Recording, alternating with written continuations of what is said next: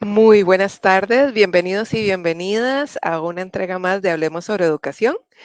El día de hoy tenemos el tema Bienestar y Salud Laboral en los centros educativos, buenas prácticas internacionales.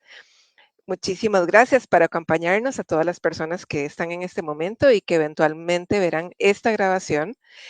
El día de hoy, pues, nos acompañan el doctor Ronnie Castro, que es el fiscal nacional de Colipro y que nos dará unas palabras de bienvenidas. Bienvenido, don Ronnie, gracias por estar acá.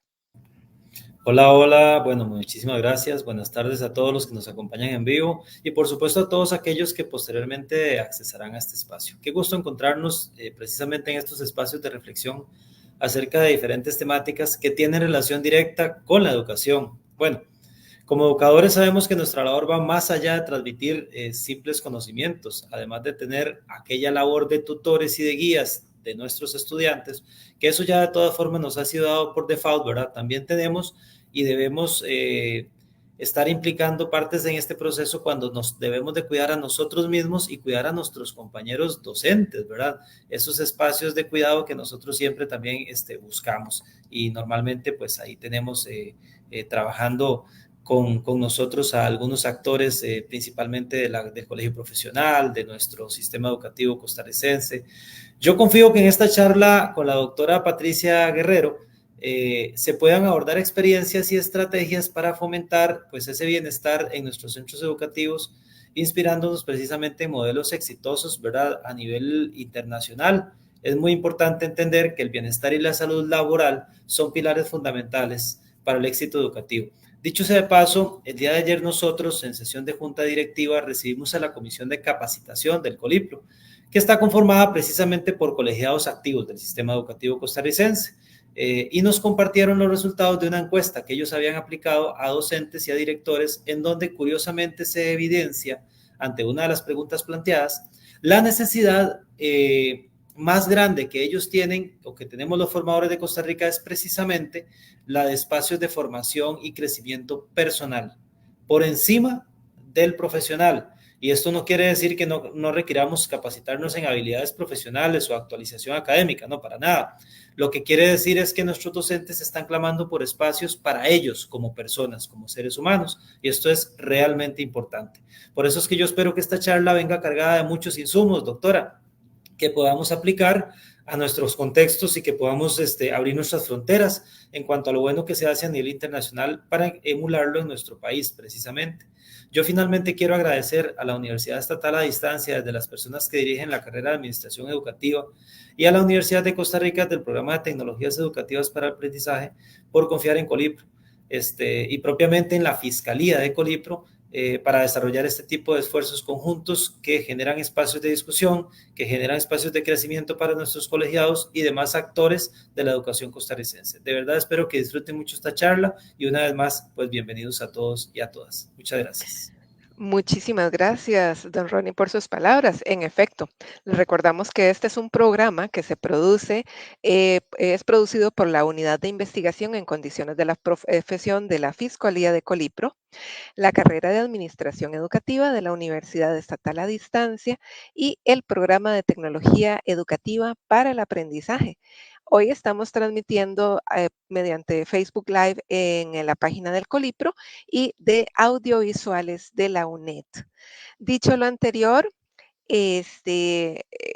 queremos hacer una pequeña introducción y recordar que en la entrega anterior abordamos el tema de la producción social de las violencias y que esto ha tenido un impacto directo en el bienestar y la salud laboral del personal docente. Actualmente estamos en un contexto en el que no solamente tenemos situaciones de violencia en el ámbito escolar, sino que, como lo hablamos la sesión anterior, pues hay un efecto de violencia estructural que se está manifestando de diferentes maneras en el ámbito educativo, ¿verdad? Y podemos incorporar ahí el tema de la precarización laboral, la pérdida de un proyecto educativo. Y es importante tomar en cuenta que esto implica que hay un impacto en la salud laboral en los centros educativos. En esto quisiera nada más señalar algunos datos recientes del Colegio de Salud Ocupacional, en el que en 2022, no tengo el dato más reciente, se reportaron más de 1.500 casos de enfermedades laborales del sector educativo, lo que representa un aumento del 10% en comparación con el año anterior. Y bueno, esto pone de manifiesto la necesidad urgente de implementar políticas y programas que promuevan un ambiente de trabajo saludable y seguro para todas las personas trabajadoras en el ámbito educativo. Asimismo, les comento que en las estadísticas del Instituto Nacional de Seguros, en los últimos 3 años, los accidentes laborales en los centros educativos han aumentado un 8%, imagínense. Y esto pone en evidencia que este tema que traemos el día de hoy, pues, es de urgencia. Realmente nos estamos enfrentando a una situación importante, un ataque, por decirlo así, desde diferentes lados que nos están afectando directamente como profesionales. Así que para abordar y profundizar en este tema, el día de hoy contamos, bueno, con Jorge Quesada, encargado de la unidad de investigación de la condición de la profesión de la Fiscalía de Colipro, y nuestra invitada especial, que es un honor contar con ella, que es Patricia Guerrero, psicóloga y máster en psicología de la Universidad Pontificia, de la Pontificia Universidad Católica de Chile. Ella es máster y doctora en sociología de la Universidad de París. Denise Diderot actualmente es profesora asistente de la Facultad de Educación en la Pontificia Universidad Católica de Chile y ha desarrollado una serie de investigaciones sobre el trabajo de los docentes y directivos en los escenarios de políticas educativas en la actualidad. Así que, doctora, muy bienvenida, muchísimas gracias por estar acá y le doy la palabra a Jorge, que dará continuidad a esta charla. Muchas gracias, Flor, y bienvenida, doctora Patricia, y también a todas las personas que nos están siguiendo por las redes sociales, tanto del Colegio de Licenciados y Profesores como por los canales de YouTube de la Universidad Estatal de Distancia a través de Audiovisuales de la UNED. Patricia, bienvenida de nuevo. Gracias. Y cuéntanos un poco para ir introduciendo el tema, que yo creo que ya con estos datos que nos da Flor, por lo menos en nuestro contexto costarricense, sí quería como preguntar, iniciar esta conversación, ¿cuál es el contexto de Chile como país? Es un país diverso, grande, con un sistema educativo que está en una constante evolución, en una serie de reformas importantísimas. ¿Cuál es la situación de la salud y el malestar o bienestar docente en este momento? Patricia. Hola, buenas tardes. Muchas gracias por la invitación. Me siento súper honrada. Me han dado media esquiva porque estoy con mucho trabajo, porque por primera vez, yo creo que en 20 años, yo vengo investigando este tema desde el 2001, y la verdad es que uno que va estudiando, uno le dice, oye, ¿sabe qué? En 10 años va a quedar un primer problema. Después, en 10 años más va a haber otro problema, y post pandemia uno también les dijo a todo el mundo, mira, esto se viene bien difícil. Y la verdad es que, bueno, por primera vez yo siento que le han dado un lugar, o están tratando de darle un lugar a esto de la salud de los trabajadores de la educación en general y de los docentes en particular, porque, bueno, son los docentes los que están con mayor contacto con los estudiantes. Nosotros tenemos, los docentes están muchas horas en aula aquí en Chile, por lo tanto, ellos tienen cualquier cosa que les pase a los docentes impacta directamente en el aprendizaje de los niños, porque efectivamente son el vínculo más importante para la niñez de todo el país, porque tenemos casi 100% de escolaridad. Entonces estamos hablando que si los profesores están mal, estamos en un problema serio, es grave, porque todos los niños de Chile están escolarizados. Y los problemas que tenemos nosotros van más o menos con la misma, son más o menos las enfermedades profesionales, el 10%, también tenemos más o menos la misma cantidad de aumento, también de los accidentes laborales han aumentado. Y la otra cosa que nosotros tenemos de aumento muy grave son las licencias médicas, no sé cómo le llaman ustedes, pero esta cosa de que los profesores se están enfermando mucho más. Ujú. ¿Ya? En algunas comunas, donde son las más críticas, estamos hablando de un 300% de aumento, o sea, es altísimo, sobre todo en aquellas comunas con niños con más dificultades, tanto socioeconómicas como con más dificultades por temas estamos recibiendo muchas familias migrantes que vienen con trayectorias educativas bien complejas. Las últimas, ustedes comprenderán que con el problema que hay en Venezuela, muchos llegan a Chile porque hay muchas familias que llegaron en una primera, con una primera como oleada migratoria, y después esta segunda ya es familias que han estado con los niños 3, 4 años desescolarizados porque han estado pasando de país en país. Entonces, esos lugares son lugares muy difíciles para los docentes porque se enfrentan a un problema que se suma al de la pandemia, ¿no? Que tenemos ya todo. Ya está claro. Entonces, yo creo que el contexto es que además en situaciones de contextos con dificultades socioeconómicas, materiales, migratorias, hace una diferencia. Y un sistema educativo nuestro chileno que yo siempre digo, hay una directora que acuñó este término y llama, ella era bilingüe, porque ella decía que tenía que entender a la burocracia chilena y tenía que entender toda la política vincular chilena. O sea, que teníamos una política de rendición de cuentas terrible. O sea, nosotros tenemos un nivel de estandarización, entendiendo cómo la educación al servicio de las pruebas estandarizadas, esto que UNESCO en el 2005, junto con la OECD, junto con, en realidad, con todos los organismos, con UNICEF, dicen vamos a resguardar la calidad. Y bueno, en Chile se les pasó la mano con eso. Tenemos un sistema educativo muy rígido, o sea, se cierran las escuelas, todavía no se ha cerrado ninguna, pero la última ley que tuvimos es que si a alguien le va mal, lo cierran. Ese es el nivel de estrés en términos estructurales, ¿ya? Tenemos muchas mediciones, a los niños se les mide en segundo, en cuarto, en sexto, en primero, en octavo, y después el sistema de entrar a la universidad es también estandarizado con pruebas de selección múltiple.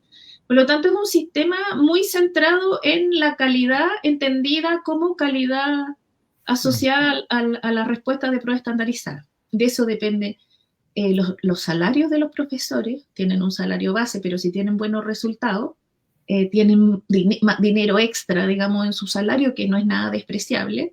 Y como los salarios no son muy buenos, siempre se agradece ese dinero extra. Entonces, hay un sistema que entrena para la prueba. Y eso es gravísimo porque en realidad eso te obliga a tener un sistema de planificación como si los niños fueran maquinitas, ¿no? Y por otro lado, tenemos una ley de inclusión súper o sea, de primer nivel, con la inclusión de todos los niños, con programas de integración escolar, programas de convivencia escolar, programas de salud en las escuelas, habilidades para la vida. Mira, una serie de programas que coexisten con esta estandarización. Entonces, lo que viven las escuelas es mandatos contradictorios. Es como, ayude a su niño, ayude al niño, pero también exíjale y haga lo que rinda. Entonces, esto es visto muchas veces como lenguajes contradictorios, como el cuento este típico que los psicólogos nos contaban de Palo Alto, de las madres que esquizofrenizaban. En los años 50 siempre éramos las madres, ¿cierto? Ahora han pasado un poquito son las figuras de apego, ¿no? Pero esta idea que una mamá le regala a su hijo cuando se hace grande 2 corbatas, una roja y una verde, que es un cuento que cuenta un profesor mío, Vincent de Goljac, para explicar la paradoja. Y cuando se pone la roja le dice, ay, no te gustó la verde. Y cuando te pone la verde, ay, no te gustó la roja. Eso viven los profesores constantemente. O sea, es un sistema que es muy esquizofrenizante porque es rinda, pero no se le vaya a olvidar incluir. Rinda, pero tiene 45 niños en la clase. Rinda, pero, o sea, como que hay una cosa muy contradictoria. Entonces, esto es como lo primero cuando tú me preguntas de la política educativa, eso es lo primero. Es una política esquizofrenizante, es contradictoria, tiene muchos espacios para hacer una bella escuela, uno lo puede hacer, pero en realidad los directores, en particular los directores de las escuelas, tienen que decir, a ver, sistema educativo, usted me está pidiendo estas 2 cosas, yo voy a priorizar, ¿no? me voy a hacer cargo de esto, le voy a hablar en su lenguaje burocrático, voy a rendir, pero voy a hacer esto. Y eso es una habilidad que es un desperdicio de recursos, que tengamos esa habilidad, ¿no? En vez de que el sistema fluya de manera más homogénea. O sea, deberíamos sacar la estandarización. Este último gobierno lo prometió, pero se arrepintió porque tenemos contradicciones. La derecha educativa, digamos, las corrientes más conservadoras, ellos no quieren dejar de medir porque se aferran a esta idea de calidad de la OSD y de la empresa de principios de años 2000, pero, y la izquierda no sabe, necesita los votos, entonces, y el centro es tironio. Entonces, tenemos como esta cosa, un sistema educativo verdaderamente complejo y muy difícil. Que me parece es como súper interesante, Patricia, eso que estás planteando, porque precisamente desde haciendo como la correlación con lo que vivimos acá, el tema de la burocracia necesaria para sostener el aparato o el sistema tiene a nuestros docentes con sobrecarga administrativa, y eso es uno de los principales, digamos, desafíos que enfrenta no solo el docente de aula, sino también la parte administrativa, la gestión del centro educativo, en atender el trámite y el papeleo, que a veces no tienen una correlación directa con la toma de decisión del centro, sino que a veces muchos indicadores o algunos datos que se recogen no necesariamente están nutriendo, digamos, la toma de decisión pedagógica y del quehacer, digamos, y de la vivencia inmediata y que debe tomar un docente de decisión, o de la gestión curricular misma del centro. Entonces, por ahí podemos ver, digamos, que tenemos estas paradojas que abre el sistema, ¿no? Una forma de gobernanza, de gestión por resultados, que es al fin y al cabo un poco lo que hay por ahí de fondo, digamos. Claro, una lógica le han llamado endoprivatización, le han llamado lo que los más optimistas le llaman modernización del Estado, ¿cierto? Pero efectivamente ha tenido costos serios en la salud mental.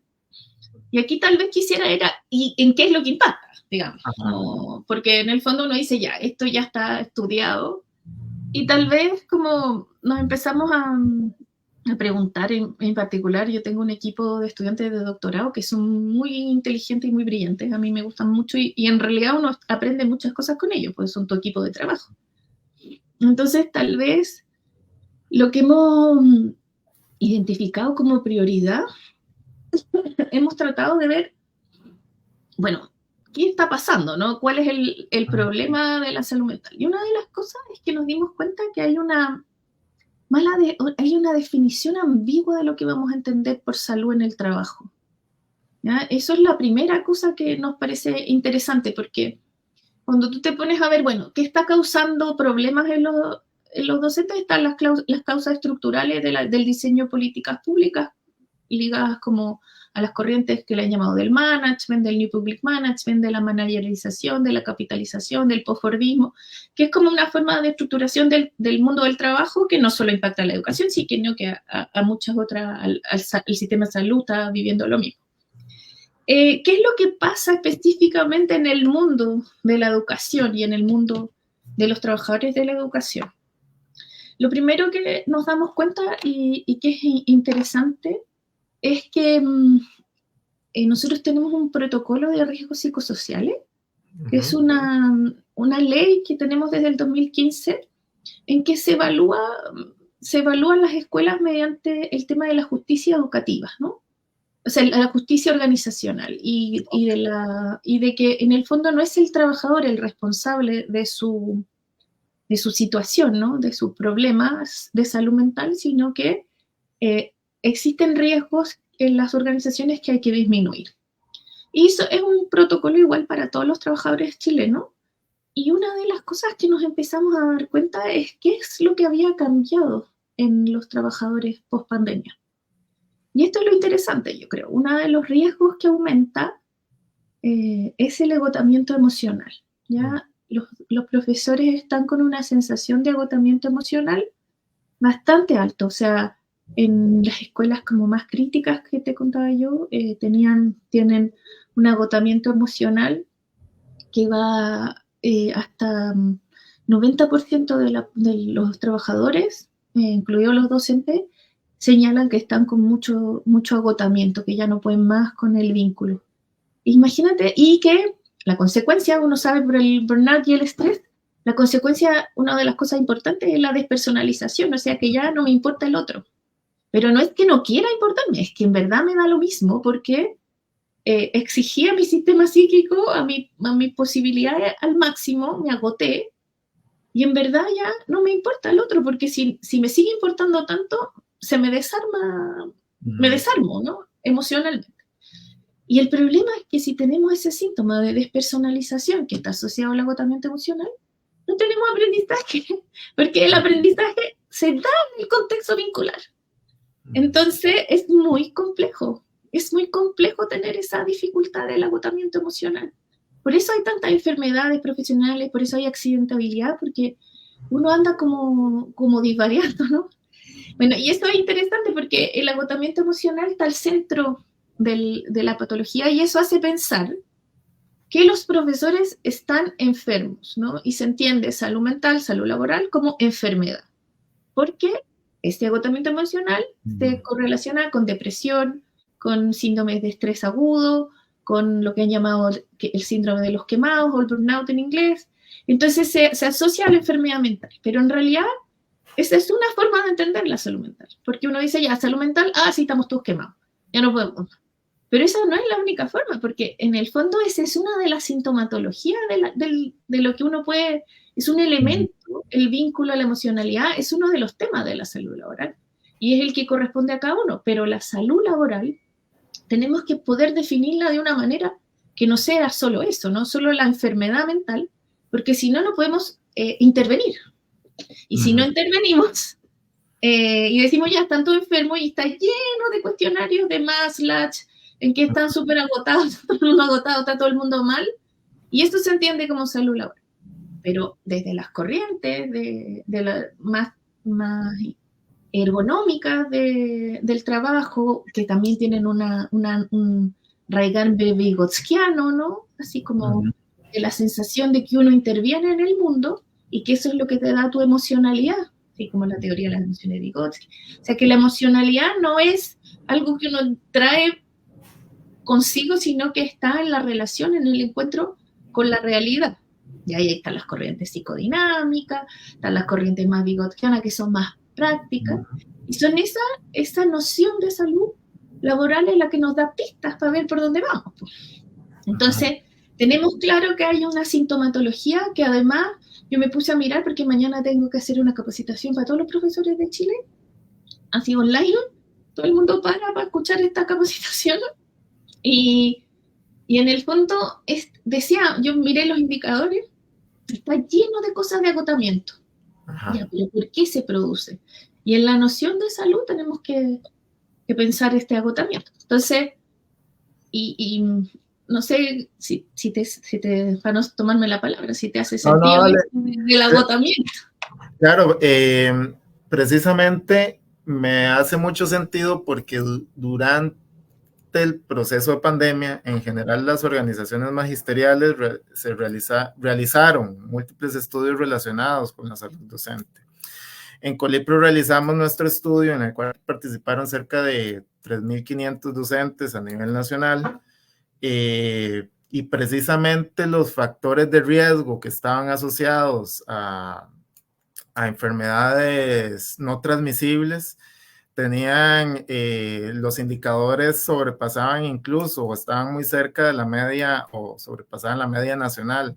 ¿A qué factores estoy hablando? Por ejemplo, encontramos todo un perfil epidemiológico relacionado con uso de tabaco, con personas que sufrían algún tipo de inmunodeficiencia, diabetes, por ejemplo, personas que sufrían, digamos, o que están en condiciones de sobrepeso o con alguna condición relacionada con saludes o condiciones respiratorias, y eso nos dio alertas importantísimas para posicionar el tema de que estaba relacionado precisamente con un tema de la salud ocupacional relacionada con el sobreestrés en el proceso de pandemia. Lo que pasa es que el periodo de la pospandemia, las necesidades de recuperación de los aprendizajes, el contexto de recortes presupuestarios a través de los procesos fiscalistas,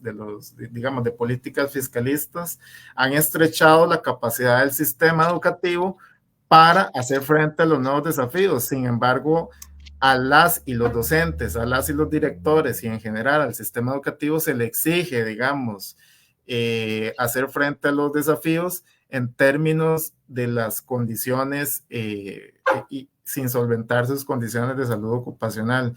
Me parece, digamos, que es como lo que vos mencionás, es fundamental entenderlo desde una multiplicidad de factores, desde las condiciones de salud mental, agotamiento, desvinculación, todo este círculo que plantea el burnout, hasta, digamos, todo el perfil epidemiológico que requiere, digamos, intervenciones de largo plazo para generar estilos de vida saludable, pero también, digamos, en términos de generar política pública que esté relacionada con para hacer frente, digamos, a estos condicionamientos estructurales en los que vive, digamos, nuestra población y nuestro sistema educativo.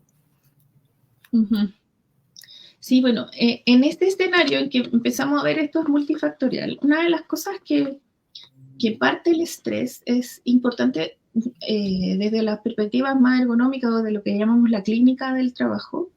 Una de las cosas que nos damos cuenta es la cantidad de energía que pone una persona cuando tiene que cambiar su oficio. En el fondo, cuando alguien sube de cargo y de ser un operario ahora es un jefe, es una energía psíquica importante, o sea, es difícil hacer eso, pero es muy gratificante. Lo que pasó en la pandemia fue que los profesores se transformaron en otras cosas, o sea, eran docentes y de un día para otro es como si les llegara una jefatura tremenda, o sea, es como de un día para otro a ti te dicen ya, hoy día si tú tienes un programa aquí en YouTube, mañana empiezas a ser profesional de escritorio. Entonces, sí, no lo quiero, o sea, ¿cómo lo hago? ¿De dónde saco esta herramienta? Y eso es súper cansador, como es algo que deja. Y entonces llegamos después de la pandemia, que los profesores en Chile estuvieron 2 años parados en las escuelas, mucho tiempo, o sea, 2 años online. Se resetearon completamente los docentes, aprendieron a hacer miles de juegos. Yo tengo una experiencia como que reporté todas las prácticas entretenidas, tecnológicas, la relación con los papás, se empezaron a relacionar por WhatsApp. Mira, todo súper entretenido y de repente de un día para otro, pum, todo igual.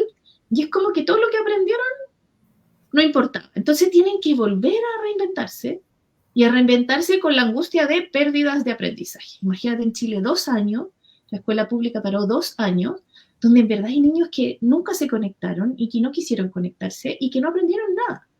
Y hay escuelas que efectivamente solo le pusieron programas de YouTube a sus niños y hay escuelas que hicieron una educación online de primer nivel. O sea, yo diría, como esto que ustedes tienen educación a distancia, yo creo que estos profesores se transformaron en educadores a distancia completamente. Entonces eso fue muy desgastante y generó además una cantidad de problemas epidemiológicos en consistencia. Obesidad, evidentemente, porque estaban sentados todo el día haciendo clases las 8 horas y comiendo lo que podían y en un sedentarismo bastante grande.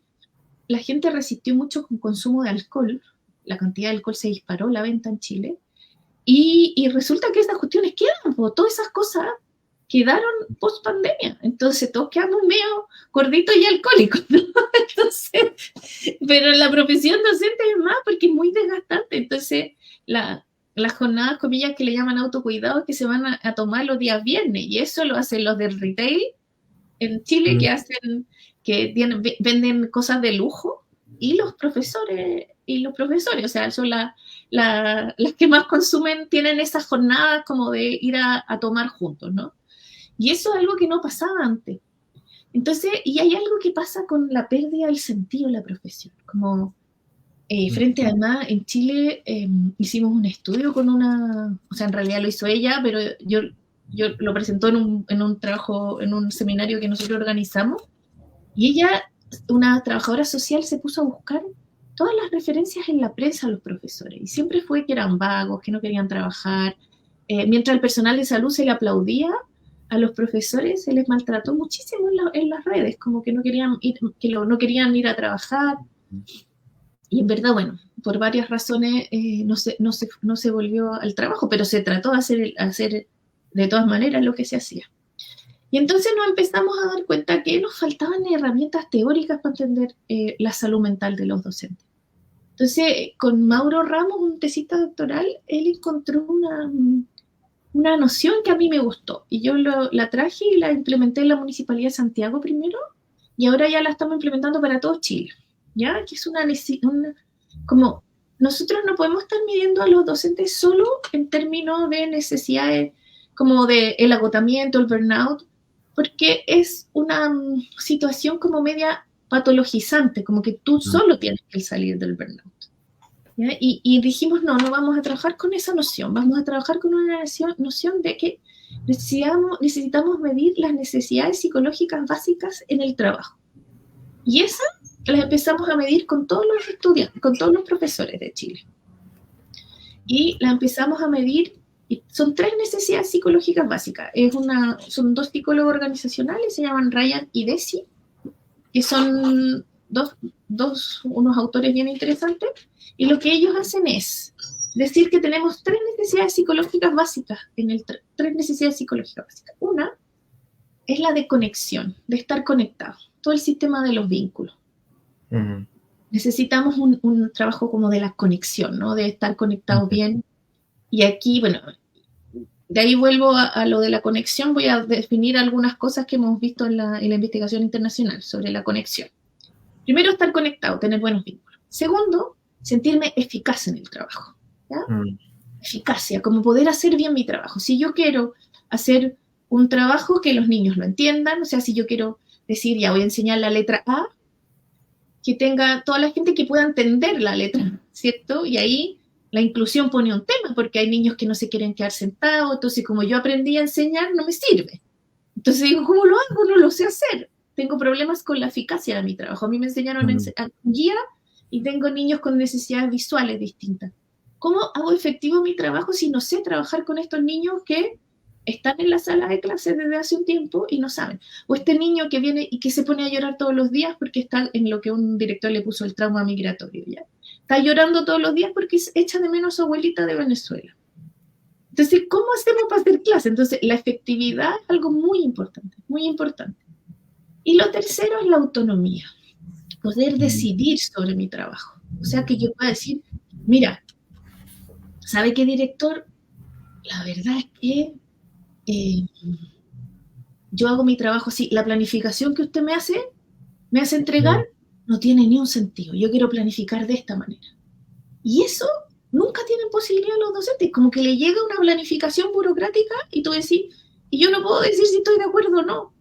Entonces yo le decía a una directora, no, es que los profesores la negan y nunca entregan las planificaciones. Y yo le dije, ¿y le han preguntado si le hace sentido las planificaciones? En realidad es que no tienen ni pie ni cabeza porque no sirven para nada. Entonces la directora de esa escuela me dice, oye, Mari, ¿y si hacemos un plan de una guía de contenidos que tienen y eso van? Le dije, mira, da lo mismo cómo lo vaya a hacer, pero tenés que preguntar a la gente que sabe. ¿Tú sabías manejar buses? No. Ya. ¿Tú sabías manejar buses? Ya, sí sé manejar, pero ¿sabías manejar buses? No. Tú eres la jefa ahora, la directora, pero tú no haces clases en esta escuela. Entonces no sabes manejar, pero no sabes hacer clases hoy día con estos niños en este minuto. Entonces tienes que preguntarle a ellos. Tú puedes crear la mejor planificación para que no se sientan agobiados, pero si no le preguntas, si no la construyes con ellos, no sirve nada. Ah, es que para eso no hay tiempo. Uh-huh. No tenemos tiempo para la colaboración. Ya, pero entonces, un día se deja de atender a los niños y tenemos a los profesores más contentos. No, es que no se puede por los... Entonces ahí empieza hasta que al final les llega como que se dan cuenta y dicen, ¿sabes qué? Pero, o sea, tenemos que hacerlo de alguna manera, hay que transformar la práctica. Entonces, estas 3 necesidades básicas, la de ser hábiles en el trabajo, ser competente, la de ser autónomo, o sea, que pueda decidir sobre mi trabajo, y la tercera, la de conexión, que aquí me quiero detener, porque hice un estudio de muchos programas de salud mental, ¿ya? Para niños, para la salud mental de los niños en la escuela, y todos los programas hice mundial, digamos, y seleccionamos 7 y nos metimos en profundidad. Y de todos los programas, una de las cosas más importantes es que todos esos programas, los más exitosos, trabajan con las familias, o sea, con los profesores, con los padres, con los directores, con los inspectores, con los personal técnico. Toda la escuela tiene que entender lo que significa la emocionalidad de los niños y propia. Pero es necesario hacer un trabajo con los padres, porque al menos en Chile, yo no sé cómo en Costa Rica, pero en Chile son como clientes, porque como hay una fantasía que uno puede elegir su escuela, pero en realidad no es una fantasía, porque la cuestión se hace por sorteo y en el mejor de los casos te seleccionan en los colegios privados. Entonces, pero le dicen que la Constitución dice que hay un derecho prioritario de la familia a elegir. Y en verdad nadie elige nada, pero sí quedan con esa posición de cliente que está muy instalada en nuestra forma de consumo, de no me gusta esta educación, cámbiemela, ¿no? Y no, ¿sabe qué? Yo soy parte de esto. Yo como papá, por supuesto que soy parte. Mi hijo chico, un día me dijo, la profe inglés me cae mal. Yo le dije, ¿por qué es muy vieja? Le dije, mira, con niños como tú, la profesora ya no quiere trabajar porque te portas mal en la clase, antes que tú te portas bien. Y en verdad, la profesora, y pórtate bien, arréglatela para no conversar, porque la profesora viejita es lo único que estamos encontrando, porque las profesoras jóvenes se aburren. Entonces, claro, lo reto así, porque es medio desordenado en la clase, pero en verdad, algo pasa con que los papás tenemos que trabajar con los... No puede ser que yo vaya a alegar, oye, mi hijo se aburre en la sala. Bueno, hay que entender el contexto. No tenemos profesores. De verdad que no hay en Chile, se están acabando. Porque los chicos chilenos con este nivel de estrés, al 4.º año de pedagogía se nos van el 50% de los profesores. Con la inversión que significa, porque en Chile estudian gratis. No se paga la educación. Todos los demás pagamos, menos los profesores. Y tienen salarios bastante buenos en comparación. O sea, antes un profesor ganaba la mitad de lo que ganaba un psicólogo. Hoy día los profesores ganan lo mismo que un psicólogo recién egresado, lo mismo que un ingeniero comercial, lo mismo que un trabajador social, o sea, como cualquier profesional de las ciencias sociales, y los profesores tienen un trabajo más estable, más vacaciones, mejores condiciones laborales, de todas maneras. Pero efectivamente están desertando porque ya no pueden más. Entonces, estas serían las necesidades individuales. Y por otro lado, nos empezamos a preguntar, bueno, ¿de dónde echamos mano para entender las condiciones organizacionales que impactan en que la gente tenga dificultades en el trabajo? Y ahí nos metimos en un cuestionario que se llama CEAL, que es el cuestionario que Chile, Chile ha tomado para hacer, en el fondo, para medir la salud de los trabajadores. Es un cuestionario que mide riesgos psicosociales. Y ahí trabajamos. Algo que decía la profesora al inicio, ¿no? El tema del desarrollo personal. ¿Ya? ¿Cuánta posibilidad para mantenerme en un trabajo, para estar en bienestar y para que se cumplan? Entonces dijimos, bienestar lo vamos a entender como un bienestar subjetivo, en el sentido de estar contento, con buena disposición, o como dicen Ryan y Desi, motivados por seguir en mi trabajo, cuando tengo estas 3 necesidades psicológicas básicas, ¿ya? Conexión, habilidad y autonomía. Y para que eso suceda, tengo que hacer un análisis de mi organización. Y ahí dijimos, usemos ese alto. Y el protocolo de riesgos psicosociales, si ya lo tenemos. Entonces, eso mide calidad de liderazgo, agotamiento emocional, compatibilización casa-trabajo, mide, entre otras variables, pero mide, dije ya la calidad del liderazgo, mide también la carga de trabajo, la definición del rol, los conflictos de roles. Y esto es lo que le tratamos de explicar a los docentes, a los directivos, en ese manual que te llegó, ¿no? Como Sí. explicar, mire, esto es el suceso, este es el protocolo, y hay infografías, videos. En realidad, eso es fruto de mi tesis, de un proyecto. Después que uno hace el doctorado, uno se gana un proyecto de iniciación, que llaman. Yo ya estaba viejita para iniciarme, pero igual postulé porque llevaba poquito doctorado. Y entonces, como que trabajé 4 años buscando ese vínculo. Entonces después, cuando terminé, decidí estar 2 años dedicada a traspasar los datos de la investigación a las escuelas y a hacer talleres y a hacer material. Entonces, en este sentido, con este protocolo de riesgo nos hace decir ya, ¿qué tenemos que hacer? Bueno, analizar la carga de trabajo para promover la colaboración y así una serie de cosas donde uno se da cuenta dónde está fallando a los líderes y decir, bueno, ¿cómo usted lo va a arreglar? Y la propuesta es hacerlo para fortalecer la autonomía, es decir, pregúntele a la gente. Patricia, entonces hay como 2 líneas de acción, entonces que nos estás como dibujando. Una primera línea que trabajaría el desarrollo individual sobre aspectos muy específicos relacionados con el tema precisamente de cómo, primero me imagino que autopercibir mis emociones y entenderlas, digamos, como toda esta línea. También cómo concibo mi trabajo, este tema que hablaba de la eficacia y el tema, sin lugar a dudas, de la capacidad del docente para tomar decisiones sobre su aula, y esto le genera, digamos, es decir, como repensar esta labor docente, pero también nos está desdibujando acciones necesarias en el ámbito más organizacional. Y yo creo que en las 2 mencionabas como el rol del director, como esta figura central para redimensionar estas discusiones en los centros educativos. Claro. ¿Cómo han pensado ese rol del director o cómo lo han... Mira, tenemos varias cosas. El director es como el garante de la democracia en la escuela. Y eso tiene que ver con harta de la literatura de liderazgo distribuido, de liderazgo redistribuido al servicio. Bueno, la gente del liderazgo tiene muchos nombres para llamar a eso.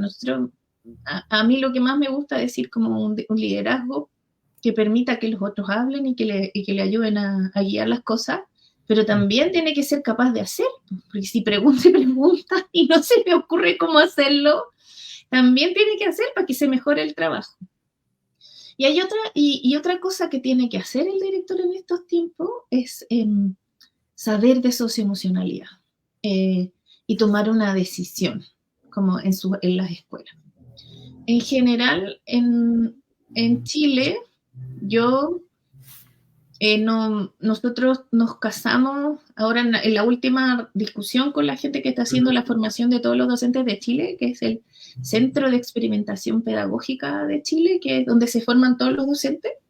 Ahí yo estoy como especialista, lo está haciendo la Universidad de Chile y yo soy la especialista de la Universidad Católica, que va como la villana invitada, ¿no? La especialista en salud laboral.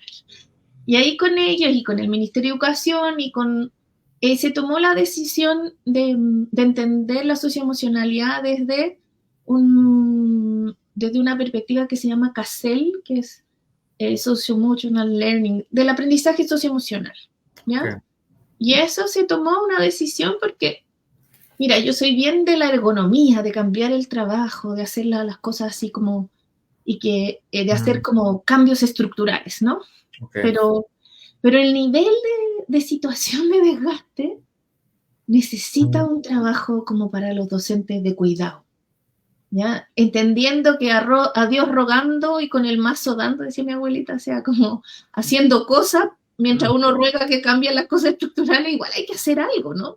Entonces, y ahí tenemos hartas críticas de muchos sectores de la academia que dicen, no hay que usar esos marcos sobre la socioemocionalidad porque son neoliberales y culpabilizan al docente de todas las cosas y que además piensan la emocionalidad como que solo pueden haber emociones positivas y no negativas. Yo creo que tiene harta salvedad en esa línea, pero por otro lado lo que tú decías o lo que decía Flor María al inicio, ¿no? Los profesores están pidiendo cosas para su bienestar socioemocional. Sí, claro. Entonces hay que darle algunas pistas donde este concepto de Cassel tiene, yo no soy especialista, pero Vaiva Martison, que vino a visitarnos de Letonia, porque yo elegí a alguna persona que fuera de un país chico de la Unión Europea, que no venga a Alemania, que tiene cualquier cantidad de plata para hacer todo, ¿no? Entonces Letonia, que había trabajado con Portugal, Bulgaria, entonces encontré que los PIB eran más o menos parecidos, entonces le dije a ella que viniera. Y Vaiva Martison nos estuvo visitando unas semanas en Chile y estuvimos conversando sobre el aprendizaje socioemocional para países pequeños, no para hacer un gran programa como los australianos o los programas gringos que tienen mucho dinero y que sale $500 por niño, ¿no? ¿Cómo lo hacía? Y ella nos trajo esta idea del aprendizaje socioemocional con Cassel, que tiene algunas habilidades como de autocontención personal, pero siempre he entendido que es en un aula, en un contexto social, en una sociedad y en las políticas educativas. Pero la socioemocionalidad, desde ahí a mí me pareció que era pertinente. ¿Cómo no le vamos a dar un espacio a los profesores para que echen afuera lo que les está pasando? Sí, claro. Que clarifiquemos cuántas mujeres, la mayoría somos mujeres, tenemos además labores de cuidado con nuestros padres, sobre todo, la mayoría como son jóvenes, las profes, en realidad lo que se están haciendo cargo es o de hijos pequeños o de padres mayores. Entonces, están súper sobrecargadas con eso. ¿Y cómo no hacemos transparente que necesitan un espacio? Que de repente una directora dijo, ¿sabes qué? Voy a hacer yoga. No es la salvación, pero le damos un espacio de respiro a esa mujer que no tiene, que llega a su casa y se pone a trabajar, porque además la mano de obra de que te ayuda es carísima en Chile. Nosotros no tenemos ya personal que vaya a tu casa un día a la semana, como mucho, pero no alcanza con un sueldo de profesional para como nuestras madres que vivían en la semi-esclavitud de gente que dormía en tu casa. Yo me crié así con mi mamá, que no tenía un gran salario, pero que pagaba una semi-esclavitud. Ella dice, ahora se traía una niña del campo y trabajaba con nosotros, pero era lo normal de todas las profesionales. Ahora, ni éticamente haríamos ninguna de esas, ni nadie está disponible para trabajar a los 14 años en tu casa, ni es ético, ¿no? No podrías tener algo así. Entonces, en ese escenario, nosotros nos hacemos cargo de la casa, de los padres mayores, y eso hay que transparentarlo en la educación. Y eso, entonces le ponía un curso de yoga y le dejáis 40 minutos para que haga yoga, para que haga zumba, para que haga... Baja los indicadores de obesidad. Nosotros hicimos un proyecto con medicina que se llama Sentirnos Bien. ¿Qué significa sentirnos bien? Y los mismos niños fueron nuestros investigadores, fueron nuestros asistentes de investigación, fue hermoso. Y ellos le preguntaban a los profesores y a sus papás cómo uno se siente bien. Hicimos una encuesta y así pasamos toda la habilidad de matemáticas, todo, pero además tuvimos súper buenos datos porque los niños estaban de lo más motivados y fueron a todas partes. Y claro, las mujeres necesitamos espacios en nuestros trabajos para poder hacer un rato de estar con uno mismo. ¿Es función de la escuela? No, seguro. Pero muchas empresas también lo hacen, no pasa nada. 45 minutos que le regales a una trabajadora con hijos chicos para que medite, para que haga yoga, para que haga zumba, para que haga cosas con su cuerpo, sería una excelente política de salud, dado los indicadores que tú decías de... Y es pensar como esta convivencia del centro educativo como una forma súper integral, ¿no? Es decir, los chicos y chicas tenemos que construir, digamos, como Estado, espacios seguros, pero esos espacios seguros también implican que desde la gestión y desde la planificación institucional se considere el entorno y los actores que están dentro del entorno como desde su integralidad, implicando docentes, trabajadores de la educación, comunidad, padres de familia. Me parece que eso está como que planteas esas dos líneas de trabajo interesantísimas, digamos, lo organizacional y lo individual, digamos, como con esa tensión. Patricia, ¿cómo se ha institucionalizado esto dentro del Ministerio de Educación de Chile? Sí, súper bueno. Nos interesaría conocer esa experiencia porque... Sí, yo les fui a vender esta idea. Y al principio me dijeron, no, es una locura, nada que ver. Y en la Municipalidad de Santiago, la verdad es que tengo 2 colegas que creyeron en mí y me dijeron, ya, vamos. Y empezamos a implementar en escuelas estas ideas. El problema es que uno lo implementa 2 años y si se va, la escuela como que empieza a tambalear porque uno se hace como muy necesario. Entonces ahí tenemos que como que inventar más cosas, pero empezamos a probar esto de trabajar salud, o sea, todas las redes de salud, trabajo, Ministerio del Trabajo, Protocolo de Riesgos Psicosociales, que es la Superintendencia de Salud más el Ministerio del Trabajo, y educación. Y el Ministerio de Desarrollo Social y Apoyo a la Familia. Entonces, todo lo empezamos a llevar a la escuela. Entonces, ponte tú, hoy día un director me decía, ya, es cierto que yo no tengo nada que ver con que ayudarle a sacar el RUT a los niños migrantes, pero obvio que impactan en el aprendizaje, así que yo voy a ayudar. Tengo una trabajadora social que me hace eso y que me hace el DNI, digamos, de los niños para que puedan acceder a beneficios. Entonces, él hace eso, ¿te fijas? Porque también entendió que la lógica es aprovechar todas las redes.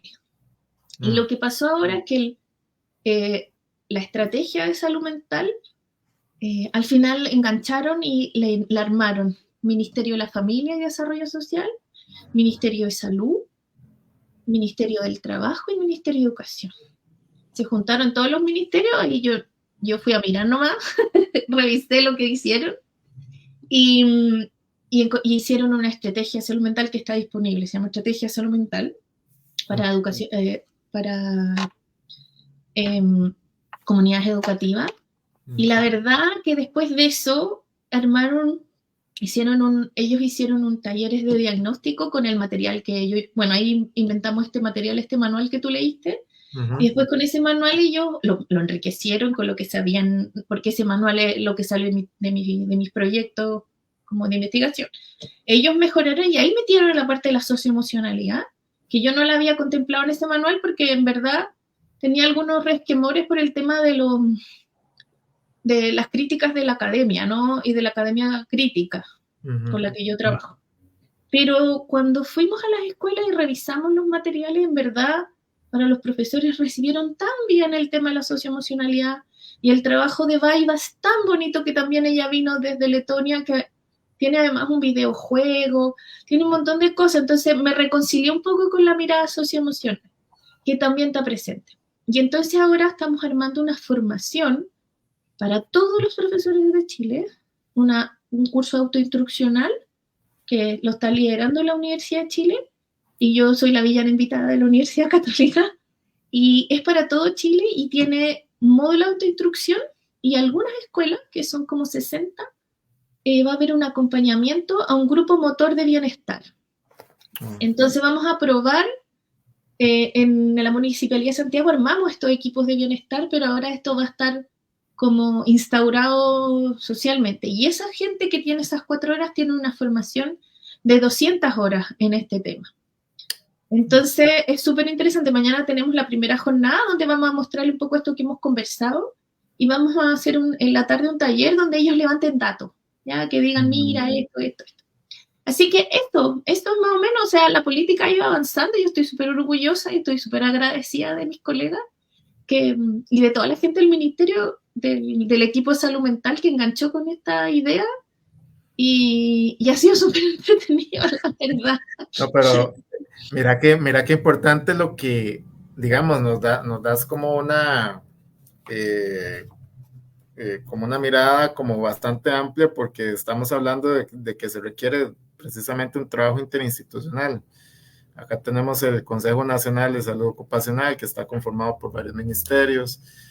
Tenemos una política sectorial en el ámbito de educación y tenemos algunas comisiones de salud ocupacional en centros educativos. Me parece como que podríamos dialogar con conocer estas experiencias para ir encaminando o pensando, digamos, brindando orientaciones a un trabajo que se viene fortaleciendo ya de por sí. Y te comento también por esto, porque como vos decías, esto requiere esfuerzos institucionales desde diferentes frentes de acción, digamos, desde el ámbito del sector social, de las instituciones del sector social. Háblese reformas normativas, me imagino que tuvieron que hacer algunas reformas normativas. ¿Cómo lograron? No ha sido necesario porque tenemos toda la legislación, solo que cada legislación andaba por su lado. Entonces, claro, aunamos las legislaciones y les dimos una orientación coherente. Entonces, como, ya, si quiere mejorar esto, vaya aquí. Si quiere esto, tiene estas cosas. Si quiere esto, porque las comunidades no siempre saben lo que tenemos disponible. Y entonces hicimos esto y como que formamos en esas cosas que estaban ya disponibles. No había una necesidad no es ni necesario pasar por el Congreso. Lo único que necesitamos pasar es que nos bajen las exigencias estas de los puntajes de las pruebas estandarizadas que estamos aquí. Pero incluso así, cuando la escuela se ponen a trabajar en bienestar, los indicadores suben solos. No, que no me escuchen mis amigos académicos anti-estandarización, pero es cierto, porque una escuela en bienestar, como que los niños aprenden y el que no se enteraba de nada, de repente, se enteró, ¿cachai? Como que alcanzó una cosa, es un círculo muy virtuoso para el aprendizaje, porque la noción de salud que tenemos no es una noción de que el profesor está haciendo yoga, es que mejore su trabajo a través de la cooperación, a través del encuentro con sus pares, a través de la experimentación de nuevas cosas. Y me queda la duda, Patricia, no es solo que haga yoga, ojalá haga yoga, pero además tiene que hacer otras cosas. ¿Y este curso de formación que van a dar, como qué contenidos desarrolla? Mira, son 3 módulos. El primero es esta noción de salud laboral, donde están las necesidades psicológicas básicas que te digo y el protocolo de riesgos psicosociales, o sea, la medición de los riesgos y explicación de eso. El segundo es socioemocionalidad, a través del aprendizaje socioemocional y esto del CASEL que te digo. Y el tercero es estrategia para los líderes. Para los directores. Claro, para los líderes, pero líderes intermedios también, un jefe de departamento, sobre todo centrado en la cooperación. Lo que pasa es que todos los proyectos, tengo otro doctorante que se llama Marcelo Balboa, que está estudiando cooperación, y él me dijo que de todos los programas educativos del mundo que dicen vamos a estimular la cooperación entre profesores, en verdad solo hay un 5% de países que realizan prácticas concretas y reales de cooperación. En general es como una cosa así como cooperen, pero no se hace, no dan espacio. Entonces, él estaba diseñando unas cosas para desarrollar esa cooperación, yo las agarré y las puse en este tercer módulo. Entonces, el primer módulo es gracias a Mauro Ramos, que además se ganó, como la pueden buscar, Mauro Ramos, tesis en 3 minutos, y explica esto. Él se ganó un premio el premio del público de la tesis en 3 minutos el año pasado. Después, bueno, y lo construyó juntos, y después todo el tema socioemocional es con la Baiva Martison de Letonia, y con la Cielo, que también, Cielo, otra colega también. Y el tercero es todo el tema de la cooperación, un poco basado en esto de cómo hacer cooperar de verdad en las instituciones. Patricia, ya porque aquí el tiempo se nos fue. Claro. Y uno está como súper concentrado y como una esponjita recibiendo toda esta información. Es súper rico. Para ir cerrando, como qué desafíos ves, incluso como pensando más allá del caso chileno, como para nuestros contextos latinoamericanos, ¿cuáles consideras que son los principales desafíos? Yo creo que la academia crítica tiene que salir a la calle.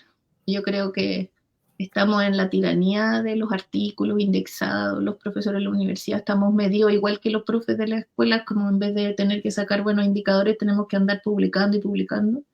Y en verdad hay que reportar, hay que hacer jugar las cosas que uno va descubriendo. Pero antes de entrar a la política ministerial, yo creo que hay que pasar por la escuela.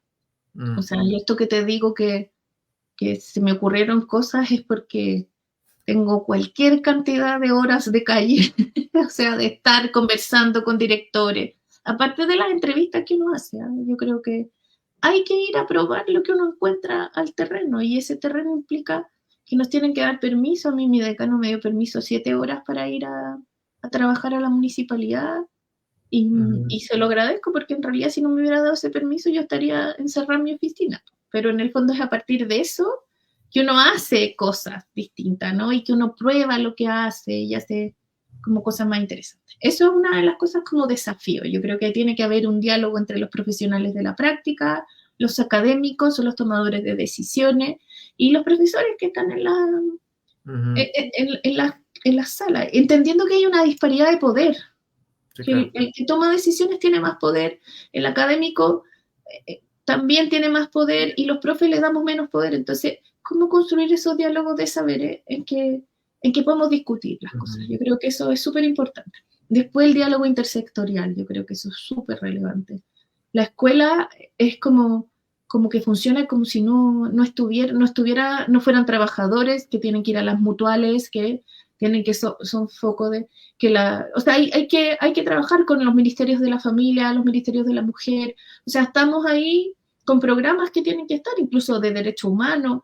Todas esas cosas impactan en la salud, o sea, tenemos que ayudar a la familia. Lo tercero es que, desgraciadamente, yo no sé cómo están ustedes, pero en Chile las redes, después nosotros tuvimos un estallido bien grande, después de eso perdimos muchas cosas, nos ganamos, después se perdió la ultraderecha, trató de hacer una cosa mucho más conservadora, también la perdió, y en realidad lo que se ha perdido es la confianza entre la gente, y en la escuela es un espacio donde uno puede generar confianza, aprender a tratarse bien. Entonces hay que estar súper atento a los casos de bullying, hay que enseñarle a los niños declarativamente, y eso lo aprendí yo con la Baiba Martison, hay que enseñarle uno a conocer su salud mental, o sea, saber si es que me estoy cortando, eso no está bien, si estoy consumiendo droga, algo me está pasando, si estoy con esas necesidades, como que los niños tienen que saber de estas temáticas, los adultos también, conocerse, saber de los temas para pedir ayuda, porque en general las clases bajas no van al psicólogo y encuentran que ir al loquero, y las clases altas todos tienen su psicoterapeuta personal. Entonces, no puede ser así, pues tenemos que democratizar el espacio psicoterapéutico, pero que los niños sepan y las familias pedir ayuda. Nosotros tenemos las redes, entonces eso también es importante. Es importante saber que la violencia no le hace bien a los niños, y los niños de chiquititos tienen que saber por qué. Y por ejemplo, nosotros hacemos hartos talleres corporales y yo les explico a los niños, mira, es importante que hagamos cosas corporales para empezar la clase. Necesito que se activen.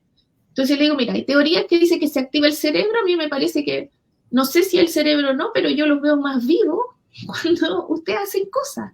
Entonces le digo, se les pone la piel más linda, se le ponen los ojitos brillantes, y con los profes también, cuando hacemos actividades donde involucramos el cuerpo, también nos hace bien. Entonces, como esa corporalidad y la emoción es algo que tiene que entrar en la sala de clase, lo tenemos tan fuera, tan fuera.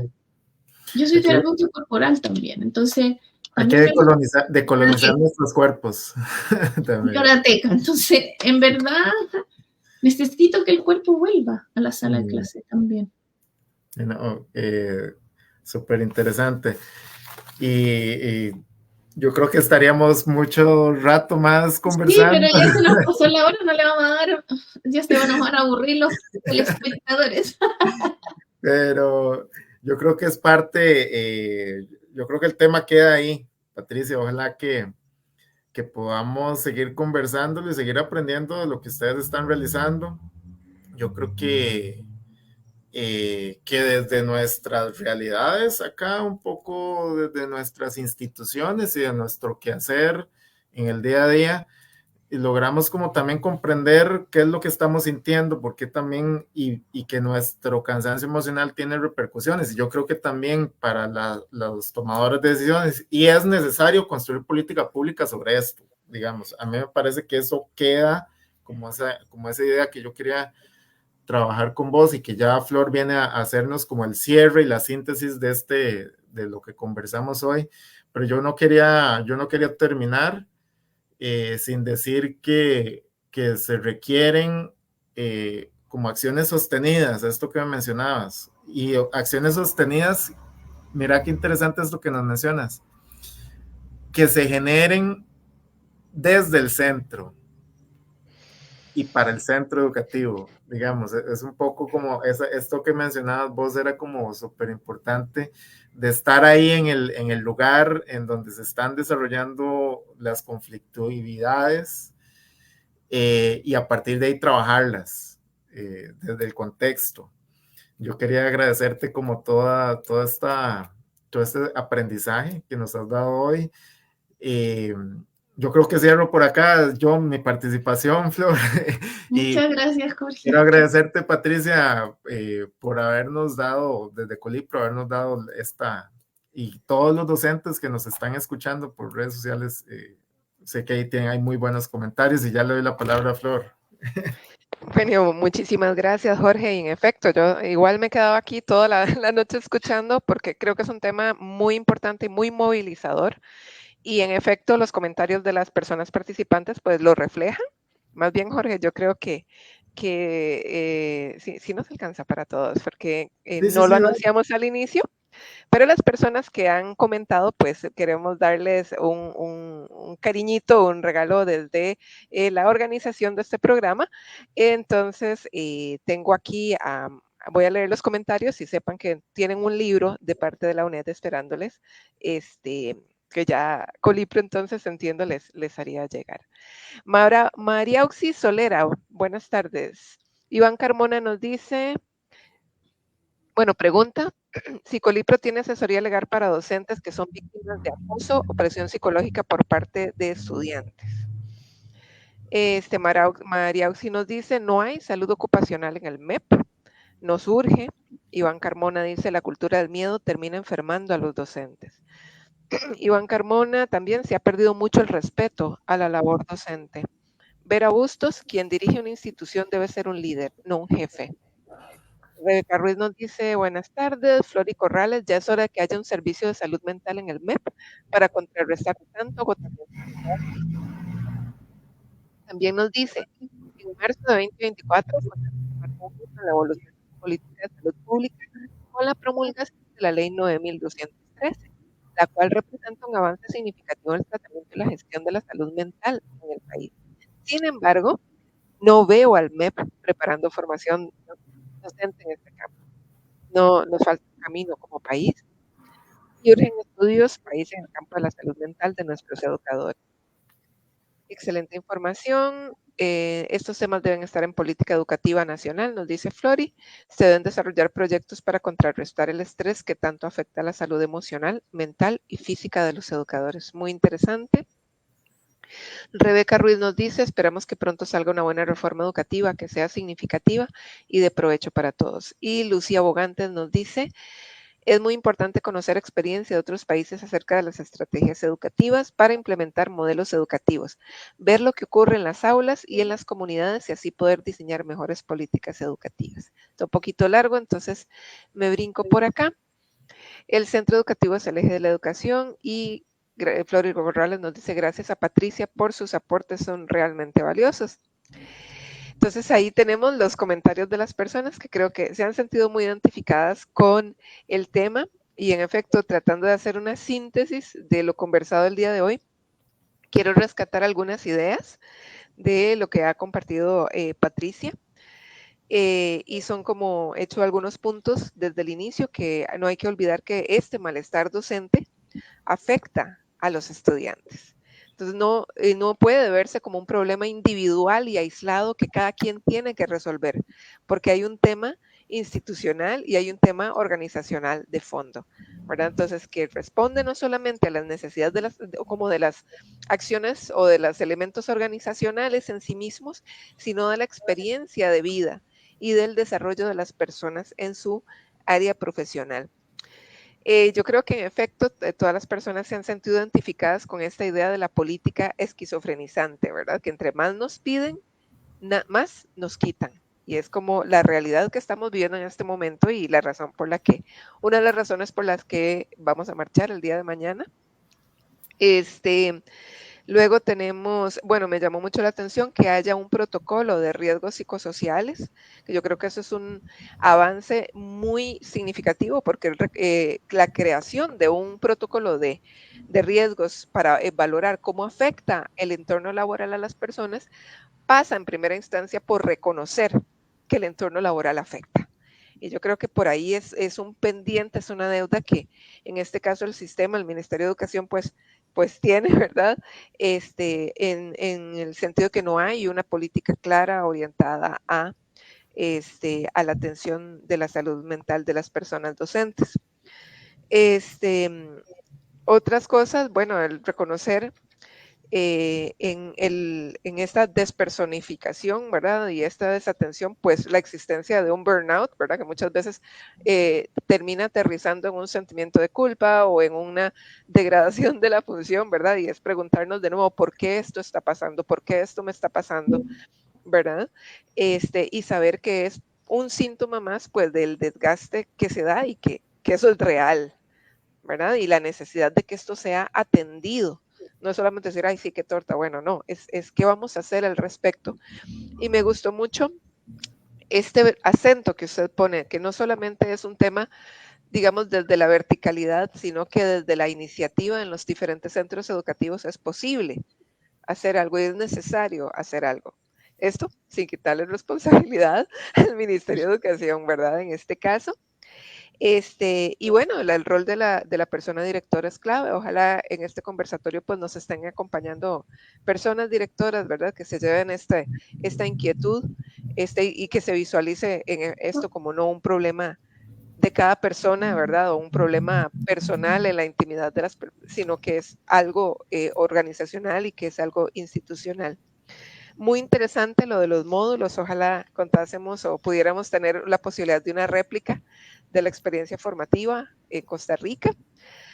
Y un último detalle, bueno, dos conceptos que me llamaron la atención es este llamado a tocar el suelo, este llamado a ir al aula, a tocar la realidad y que muchas veces, especialmente a las personas tomadoras de decisión en estos altos puestos, pues les hace falta, ¿verdad? Entonces, ojalá invitar a recuperar ese espacio, ¿verdad? Ese espacio de aula, invitar a volver la mirada a la cotidianidad y a la exigencia que cada docente tiene, y muy importante democratizar el espacio psicoterapéutico, ¿verdad? Lamentablemente en Costa Rica, aunque tenemos esta política de salud mental, por ejemplo, la atención desde las cajas del seguro, la cantidad de personas profesionales en psicología para atender estas necesidades es bastante limitado, muy limitado, tan limitado que las personas puede que reciban atención cada 2 meses si van a la clínica, ¿verdad? Y entonces, nuevamente, el tema de la importancia del trabajo interinstitucional e interdisciplinario para poder solventar una necesidad que se vuelve un problema social, es un problema país, ¿verdad? Y que no solamente afecta a las personas adultas, sino a los niños y niñas que se encuentran en los centros educativos. Creo que con eso, pues, hecho así como tratando de hacer un resumen, pero es difícil con tantos tópicos relevantes en este tema. Así que, dicho lo anterior, pues agradecemos profundamente a la buena disposición de Patricia de compartir su conocimiento y sus experiencias, y que ojalá las personas que vean, que están viendo en este momento este conversatorio y que lo van a ver de forma sincrónica, pues se quedan con esa inquietud y de que existen opciones y que existen alternativas para abordar este tema y esta problemática pues a nivel institucional, y que también es un derecho pues exigir que se atienda a un nivel estructural, ¿verdad? Así que muchísimas gracias nuevamente, gracias Patricia, y a Jorge por tan buenas intervenciones, ¿verdad? Que provocan seguir conversando. Así que en buena hora, ya son las 6:20, así que les agradecemos por este ratito, y bueno, nos vemos en la próxima entrega de Hablemos de Educación. Que pasen una muy buena noche. Gracias. Hasta luego. Buenas noches. Muchas gracias por la invitación. Muy honrada de estar con ustedes. Gracias. Nos vemos. Hasta Gracias. luego. Chau, chau.